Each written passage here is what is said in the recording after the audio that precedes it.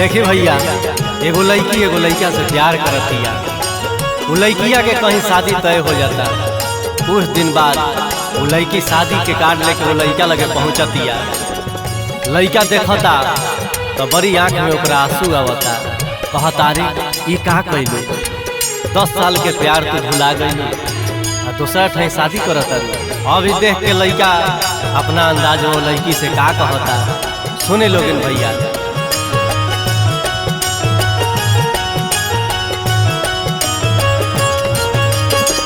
कोई के खराब सोना मोर जिंदगानी,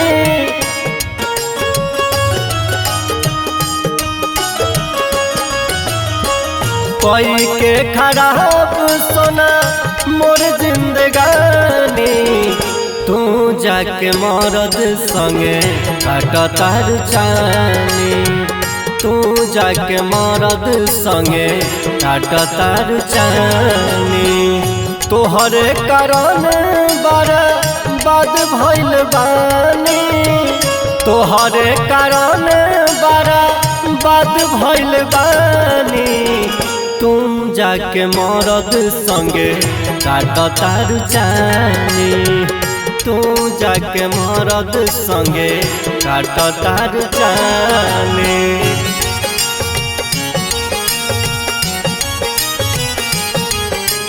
म्यूजिक बाय हरिओम शर्मा।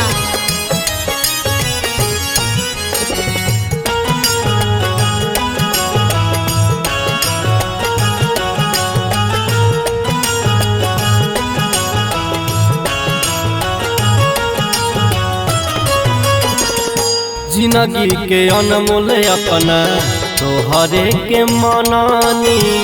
तोहरा सिवाना हम केहू के चाहनी।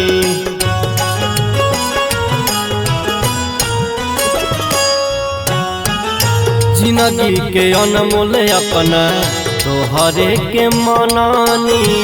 तोहरा सिवाना हम केहू के चाहनी।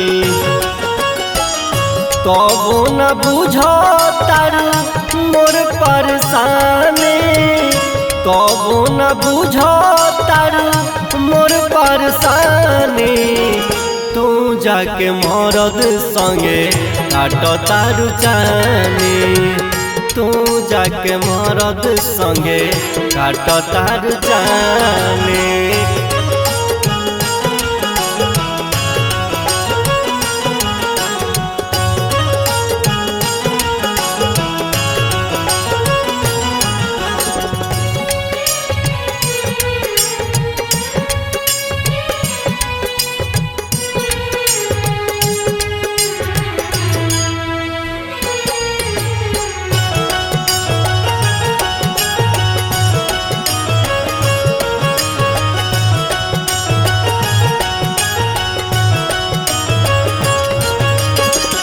छोड़बू न खैलू क्रिया कैले बारू वादा।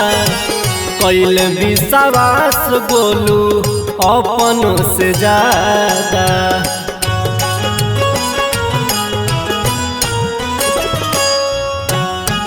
छोड़बू न खैलू क्रिया कैले बारू वादा। कैले विश्वास बोलू अपनों से ज्यादा। तोहरे वियोग में दारू पियतानी, तोहरे वियोग में दारू पियतानी। तू जाके मरद संगे काटतार चानी, तू जाके मरद संगे काटतार चानी।